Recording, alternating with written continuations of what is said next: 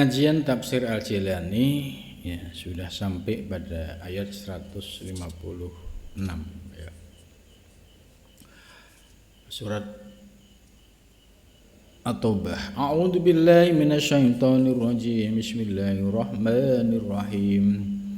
Innallaha lahu mulkus samawati wal ardh yuhyi wa yumiitu wa ma lakum min dunillahi min waliyyin wala nasir.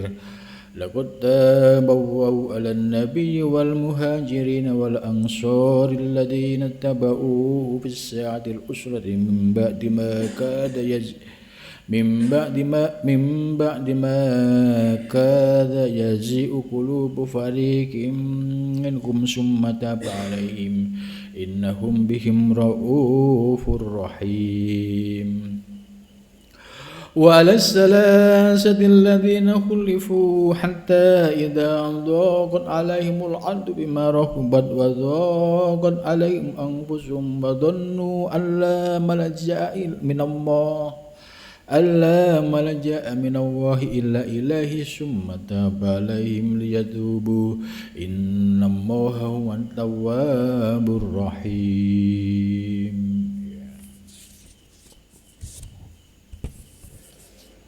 Innallaha, sesungguhnya Allah ya. Lah Allah itu memiliki sifat apa? Yaitu al-mudabbir li umuri ibadihi. Allah yang mengatur segala perkara, segala urusan hamba-hambanya. Jadi semua urusan hidup dunia akhirat seorang hamba itu yang mengatur Allah, termasuk diri kita. Segala lika-liku kehidupan ya, dinamika kehidupan yang kita alami, kita lalui, itu semua al-mudabbirnya, pengaturnya adalah Allah Subhanahu wa ta'ala.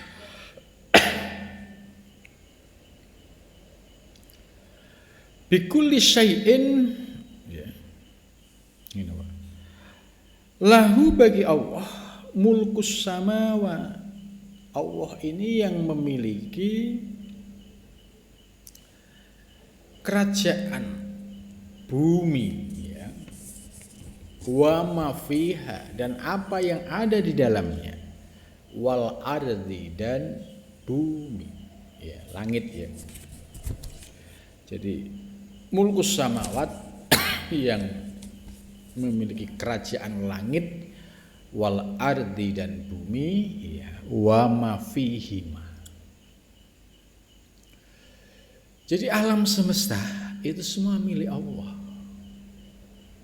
termasuk kawakib wan nujum ya, bintang, bulan, matahari ya, semua milik Allah. Bumi yang kita tempati milik Allah. Bahkan kita hidup ini juga semua milik Allah. Jadi nggak ada yang layak untuk kita sombongkan. Kalau toh kita misalnya sedang diberikan kelebihan rezeki, derajat, pangkat, yaitu hanya sebagai ujian. Apakah dengan amanah itu kita tetap lurus ya, menuju Allah, atau kita berpaling melupakan Allah? Gitu. Hanya ada dua pilihan. Ada orang kaya, ada orang punya jabatan yang solehnya luar biasa, ahli ibadahnya, ahli zakat, ahli sedekah, ahli infak ada. Tapi ada juga orang yang kaya yang berpangkat ya, harta kekayaannya melimpah, tapi justru ya berpaling dari Allah. Kekayaannya bukan untuk sarana berjuang di jalan Allah tapi digunakan untuk memuaskan hawa nafsunya. Maka orang yang menjadikan dunia ya sebagai sarana menuju Allah, inilah orang-orang yang muflihun, orang-orang yang menang, orang-orang yang beruntung. Tapi orang yang muhsirun, orang-orang yang merugi, yaitu orang yang tertipu dengan dunia. Udah jelas bumi milik Allah, semesta milik Allah, diri kita semua milik Allah. Ketika dititipin rezeki, kemudian melupakan Allah, bahkan semakin jauh dari Allah Subhanahu wa ta'ala. Maka ini bisa menjadi introspeksi ke dalam diri kita. Apakah pandangan kita kepada Allah itu tetap konsisten atau berubah, yaitu pada saat kita menduduki sebuah jabatan atau pada saat kita diberikan rezeki. Kalau sampai itu merubah pandangan kita, maka kita akan menjadi orang tertipu. Tapi kalau kita menjadi orang yang istiqomah di jalan Allah, berjuang di jalan Allah, maka dia orang yang sukses, orang yang beruntung. Yuhyi wa yumit, yuhyi Allah yang menghidupkan. Gitu. Jadi siapa lagi yang lebih hebat ini? Kita hidup, ini Allah yang menghidupkan. Lantas mau sombong kepada Allah? Bagaimana? Ya. Terus kita sudah dikasih hidup, tidak mau menjalankan perintahnya.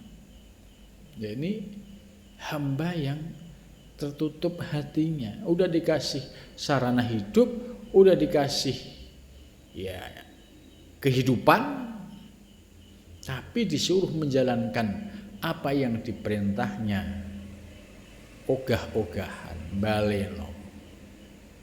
Nah, ini ya, tapi Allah tetap sayang, ya, tetap menunjukkan sifat Rahman Rahimnya. Ya, misalnya, ya dia tetap dikasih sarana fasilitas, tapi suatu saat Allah akan menunjukkan sifat Qoharnya, sifat Jalalnya. Gitu. Wa yumitu, dan Allah juga yang mematikan. Gitu. Jadi semua hamba di dunia ini punya kontrak, punya jatah masing-masing. Ya, dia hidup, dia mati, semua Allah yang ngatur.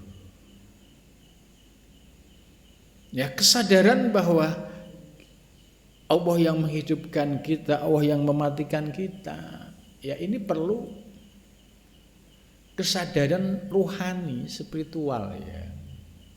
Karena faktanya banyak orang hidup itu nggak sadar bahwa yang ngasih hidup itu Allah. Itu banyak nggak sadar bahwa suatu saat akan mati, Allah yang mematikan juga nggak sadar. Seolah-olah ini hidup saya, ini hidup gua, gitu kan. Ya, nanti suatu saat ada yang meninggal, meronta-ronta nangis, nggak terima, gitu. Seolah-olah ini ya jangan sampai terjadi, gitu. Padahal ya hidup dan mati itu semua sudah diatur oleh Allah Subhanahu wa ta'ala. Wa malakum min dunillah min waliyyin wala nasir. Jadi ini ayat ini menyadarkan kita betapa kecilnya kita, betapa tidak ada apa-apanya kita. Kok kalau ada hamba sombong, ini agak aneh gitu ya. Fasilitas hidup yang numpang, ya mungkin dia punya rumah, tapi ini di buminya Allah, gitu kan. Bagi Allah sangat mudah meruntuhkan apa yang dibanggakan. Rumah magrong-magrong, ketika Allah menggerakkan bumi menjadi gempa bumi yang dahsyat, ya sekali bisa runtuh gitu. Nggak ada yang bisa dibanggakan gitu. Jadi ayat ini ya sebenarnya kita disuruh sadar, manusia, alam semesta ini milik Allah, langit ini milik Allah, bumi milik Allah. Kamu hidup ya Allah yang menghidupkan, kamu mati juga Allah yang mematikan. Ya, kira-kira dengan disindir oleh Allah semacam ini, masihkah pantas kalau kita sombong melupakan Allah? Gitu. Wa malakum, dan tidak ada bagimu min dunillah, dari selain Allah, min waliin, dari ya wali, ya walan nasirin, dan tidak ada penolong. Jadi bagimu tidak ada yang bisa menolong selain Allah, itu enggak ada. Gitu. Jadi jangan sampai kita kemudian menyombongkan diri, ya, seperti Fir'aun sombong dengan kekuasaannya, Qarun sombong dengan hartanya. Itu. Jadi jangan sampai ya kita tertipu, ya, karena semua milik Allah. Yang bisa menolong hanya Allah Subhanahu wa ta'ala. Apalagi pada saat yaumul kiamah, tidak ada yang bisa menolong selain Allah Subhanahu wa ta'ala. Karena itulah laqad tabah, sungguh telah bertaubat, sungguh telah menerima taubat siapa Allah alan nabi, atas nabi, wal muhajirin, dan orang-orang yang ikut hijrah, wal ansori, yaitu ya orang-orang penduduk Madinah, ya. Orang Mekah yang hijrah itu namanya muhajirin. Orang Madinah, penduduk Madinah yang menyambut kedatangan Nabi, ya, menjadi pengikutnya, itu namanya Ansor. Alladzina tabauhu, yaitu orang-orang yang mengikuti Nabi, ya. Jadi orang-orang yang iman kepada Nabi ketika berada di Madinah. Nahwu Tabukin, ya seperti perang Tabuk, ya hina kharaja ilaiha, pada saat ya keluar ya untuk perang Tabuk. Fi sa'atil usrati, pada saat kondisi sulit. Wa ayamul qahti, dan hari paceklik. Idlaisa lahum fi dzilka safar zadun. Jadi ini perjuangan pada zaman Nabi itu enggak enteng, ya. Kita ini ya bersyukur diberikan anugerah iman, ya. Sekalipun kita tidak pernah jumpa Nabi, tapi kita beriman kepada Allah, beriman kepada Nabi, gitu. Kalau kita melihat tantangan pada zaman Nabi, ternyata enggak enteng, seperti dijelaskan dalam ayat ini. Ketika perang Tabuk itu kondisinya sedang fi sa'atil usrah, kondisi yang sangat sulit, yaitu sedang krisis ekonomi, ya, fi ayamil qahti. Karena pada saat itu untuk perang tidak ada jadun sangu, enggak ada. Wala rohilah, dan enggak ada kendaraan, walama, dan enggak ada air. Jadi ini benar-benar ujian berat, ya.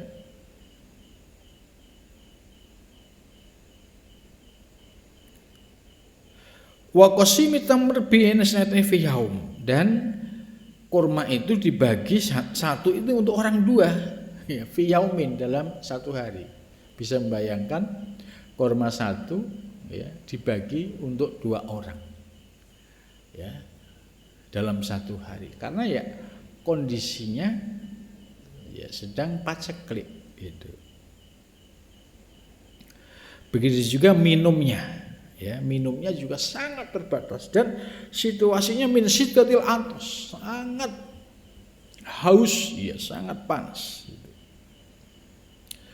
Lidzalika tamayyalu al-mukhalafah. Karena kondisi yang berat menderita seperti itu, banyak akhirnya yang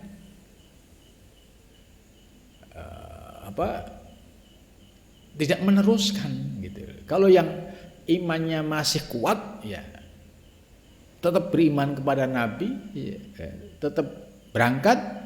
Tapi bagi orang yang tidak tahan dengan kondisi penderitaan yang dijelaskan di sini, mereka mulai mukhalafah, ya, pelan-pelan mundur, kemudian meninggalkan itu.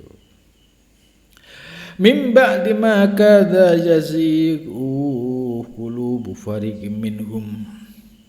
Mim ba'di ma kadza, ya, sesudah, ya, dekat, yazigu condong, qulubu fariqin, hatinya orang-orang yang memisahkan, minhum dari mereka, min qilatis sabri, karena dia tidak tahan, akhirnya memisahkan diri, ya, karena sabarnya sedikit. Wa kasratul mukasah wal ahzan, dan kebanyakan, ya, kesedihan, ya, dia summa taba, kemudian taubat, menerima taubat siapa Allah alaihim, atas mereka.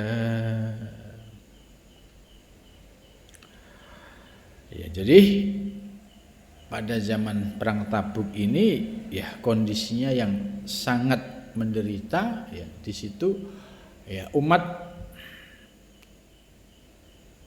mengalami paceklik yang sangat dahsyat, ya, digambarkan tadi sehari hanya makan satu kurma, itu pun satu dibagi dua, bisa dibayangkan. Begitu juga persediaan air.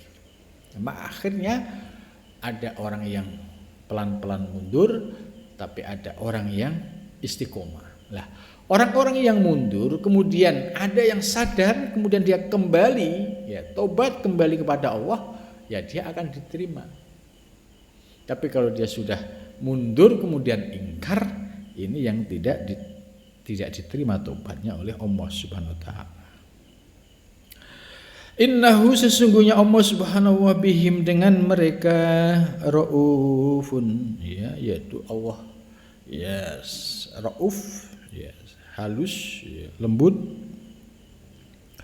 rahimun, dan belas kasih, ya, penuh dengan kasih sayang.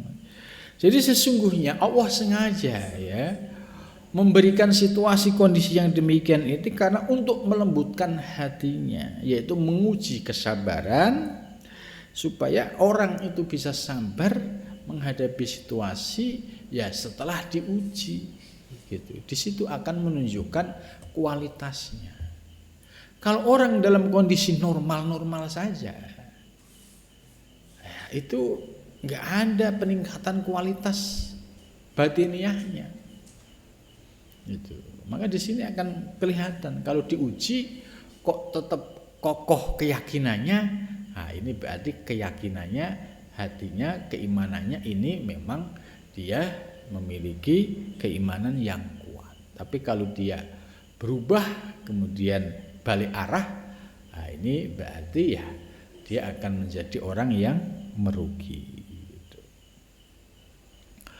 Wa ala salasatil ladzina khulifu hatta idza dzaqat alaihimul ardu wa ala salasati, dan Allah menerima tobat juga ala salasati, atas tiga, alladzi khulifu, yaitu mereka yang memisahkan diri, fi ghazwati Tabuk, pada perang Tabuk. Jadi ada perang dua, ya, yang cukup berat, ya, yaitu sama-sama perang Tabuk, yaitu mereka yang memisahkan diri, ya, tanpa udzur, seperti Ka'ab bin Malik, Hilal bin Umayyah, Murarah bin Rabi, gitu, ya.